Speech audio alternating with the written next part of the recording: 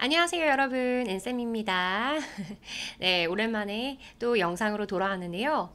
오늘은 이제 고등학교, 예비 고등학교 1학년 학생들 겨울방학 때 어떤 것들 진행하면 좋을지에 대해서 한번 커리큘럼을 제시해 보려고 영상을 켜봤습니다. 우선 시작하기 전에 좋아요와 구독 꼭 부탁드리고요. 그럼 지금부터 간단한 커리큘럼 제시 진행해 보도록 하겠습니다, 여러분. 사실 영어의 커리큘럼을 이야기할 때 빠질 수 없는 게 학생의 레벨이겠죠. 중위권 친구들도 있겠고 상위권 친구들, 하위권 친구들도 있을 거잖아요. 그죠? 그래서 그 학생들에 맞춰서 진행되어야 되는 게 물론 중요합니다. 그죠? 근데 지금 제안하려고 하는 거는 이제 평균적으로 꼭 해야 되는 것들에 대해서 이야기를 할 거예요, 여러분. 자, 지금 영상을 제작하는 시점이 12월 말이에요, 여러분. 12월 말, 이제 거의 끝났다라고 보면 되겠죠.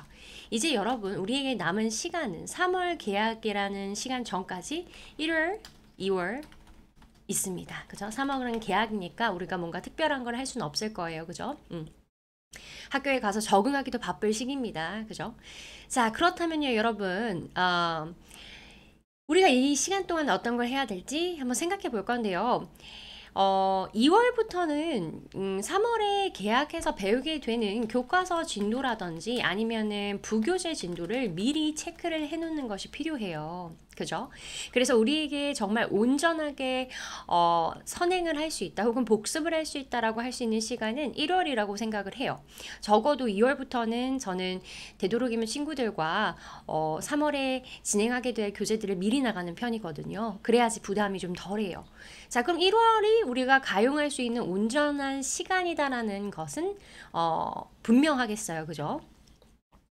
자, 그러면 우리 1월부터 어떻게 그럼 진행을 하면 좋을지 한번 생각해 볼까요?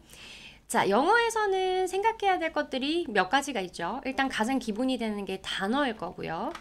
그죠? 그 다음에 두 번째로는 뭐가 되겠어요? 문법이 되겠죠. 그 다음 세 번째로는 독해가 되겠습니다. 여기에는 플러스로 뭘 더할 수 있냐면 듣기가 있어요, 여러분. 듣기 같은 경우에는 이 본인의 레벨을 확인하셔야 돼요. 이제 중학교 때 영어를 쳤을 때 영어 듣기 시험에서 난 다 맞았다. 하나 정도 틀렸다.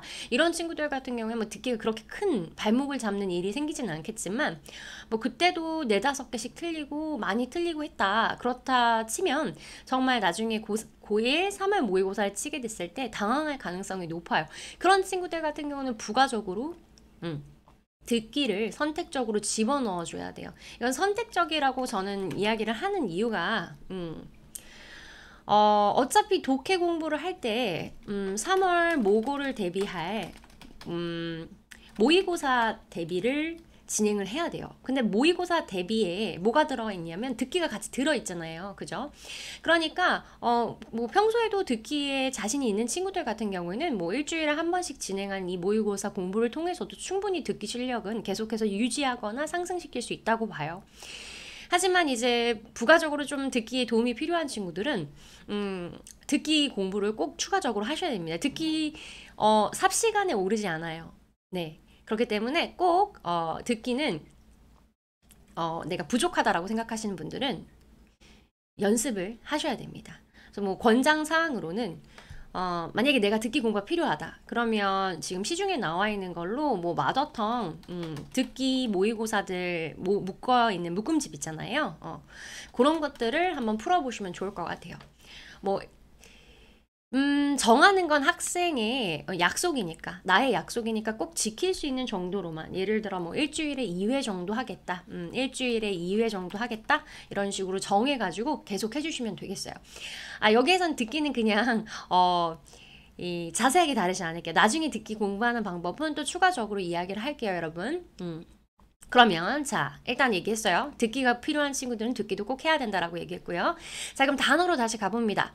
여러분 이제 예비 고1이라면 듣기는 단어는 어떤 단어를 하는 게 좋을까? 뭐 학생들이 많이 뭐 학원을 다니면서 혹은 스스로 공부하면서 여러 단어장들을 많이 쓰는데요. 저는 무슨 단어장을 쓰는지가 그렇게 중요하다고 생각하진 않아요. 그냥 단어는 꾸준한 습관이에요. 그래서 여기서 얘기하고 싶은 건 단어장을 하나를 준비를 하셔가지고 하루에 하나라든지 두 개라든지 본인의 레벨에 맞게끔 계속해서 꾸준하게 학습하는 게 중요해요.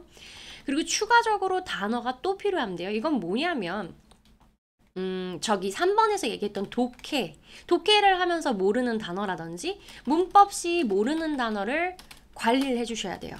그래서 자기가 정리할 어떤 작은 단어장도 좋고요. 요즘 친구들 같은 경우에는 뭐 어플리케이션, 뭐 암기고래 이런 거 참고하셔가지고 쓰시더라고요.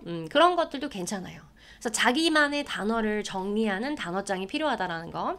그리고 하나 더 추가로 해줘야 될 건 3번에서 어차피 할 건데요. 모의고사 단어를 암기하는 게 굉장히 중요해요. 내신에 나오는 일반 단어랑 모의고사에 나오는 단어는 전 차이가 있다고 생각해요.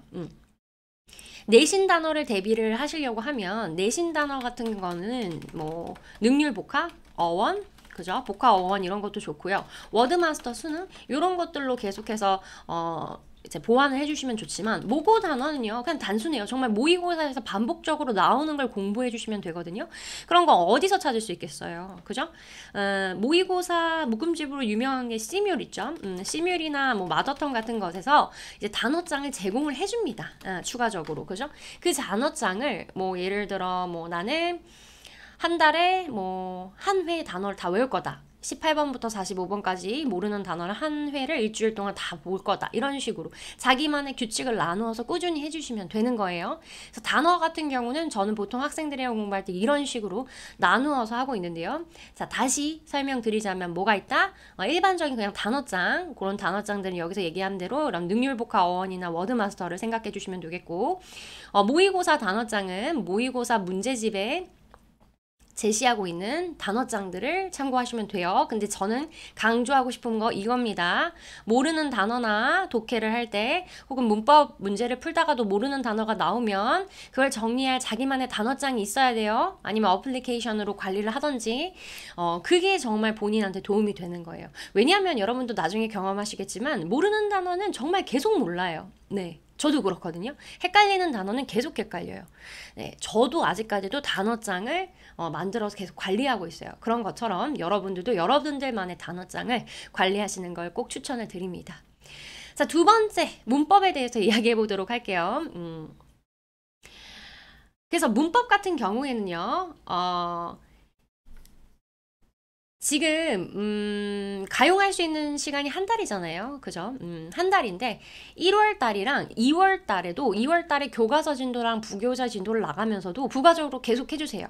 최대한 1월, 2월에 1월은 좀 집중적으로 문법을 하고 2월엔 조금 추가적으로 문법을 하는 느낌으로 가져가시고, 제가 보통 학생들이랑 해봤을 때 문법이 뭐 한 교재 완벽하게 1월, 2월까지 해서 다 끝내지 않아요. 보통 끝나지 않고 이게 뭐 어떤 경우는 여름방학 그때까지도 넘어가기도 해요. 물론 목표는 일주일에 한 강씩을 목표로 해요. 이제 문법책 보시면 여러분들이 쭉 보시면 되는데, 문법책 딱 열으셔서 앞에 그게 있잖아요.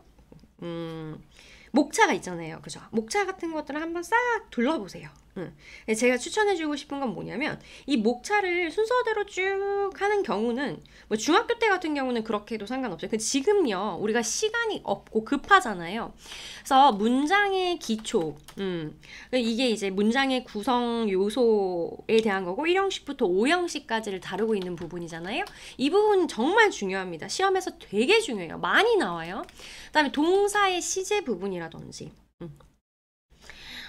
그 다음에 또 이제 문장의 구조도 알아야 되니까 수동태 부분도 중요하겠죠. 수동태. 그 다음에 저는 보통 투부정사, 뭐 동명사, 분사, 그 다음에 가정법 시험에 많이 나오죠. 그 다음에 관계대명사, 그 다음에 일치, 특수구문, 이 아이들을 먼저 진행하고요.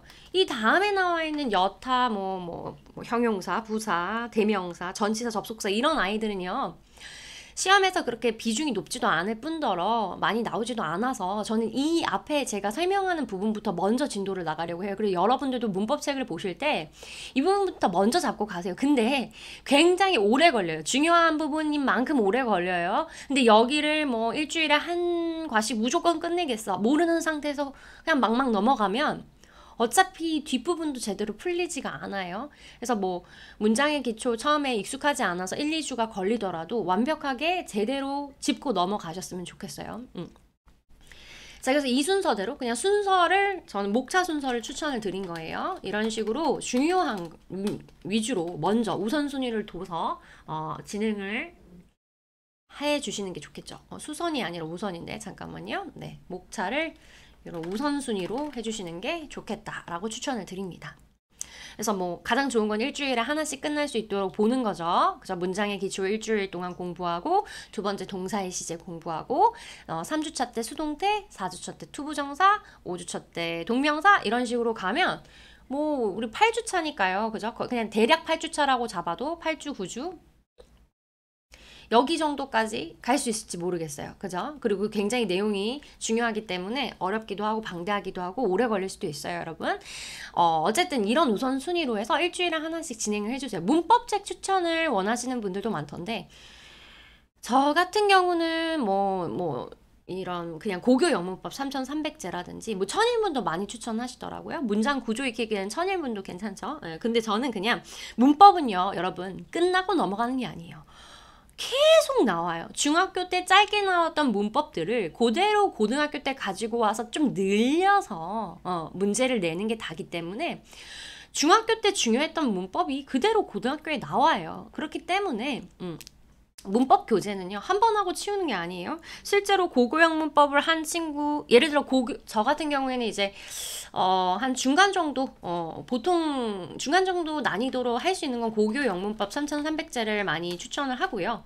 근데 이거 전에 들어가기 조금 버거워하는 친구들 있잖아요. 그죠? 좀 이게 어렵다. 그러면 이제 중2라고 적고, 하위권 친구들 혹은 좀 처음 들어간다 라고 하면 빠른 독해, 바른 독해 였나요? 네, 거기 기초 세우기부터 진행을 해요. 무슨 교재든지 상관없어요. 그죠? 네. 혹은 이제 뭐 상중이라고 같이 적어 놓을게요. 이 고교 영문법 3300개를 끝낸 친구는 뭐 자이스토리 어법을 진행을 해도 되고요. 네. 이런 걸 진행을 해도 돼요.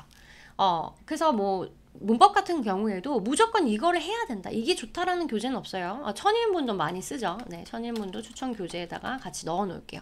제가 경험해본 결과 뭐 이런 교재도 중요하겠지만 근데 교재보다는 정말 학생이 계속해서 정말 완료하고 넘어가는 게 중요하거든요. 그래서 1월부터 2월까지 일주일에 하나씩 끝낸다는 목표로 이런 식으로 문법을 중요한 우선순위에 따라서 진행해 주시는 걸 추천을 드립니다. 자, 세 번째는 독해예요, 여러분. 독해가 중요하죠. 자, 독해는요, 지금 일단 예비 고1인데 한 번도 모의고사 공부를 한 적이 없다. 그러면 모의고사 공부하기 쉽지가 않을 거예요. 근데 한번 테스트는 무조건 해보라고 해요. 여러분들 EBS 사이트에 들어가시면요, EBS 사이트에 들어가시면 기출문제 무료로 다운로드, 회원가입만 하면 다운로드 받아서 풀 수 있습니다. 듣기도 다 있어요. 한번 70분이란 시간을 딱 재서 모의 시험을 쳐보세요. 자신의 난이도를 파악할 수 있는 거죠. 그래서 70분의 문제를 딱 풀어봤을 때 내가 한 어느 정도 나오느냐에 따라서 이제 독해를 어떻게 진행을 해야 될지를 고민을 해볼 수 있을 것 같은데요.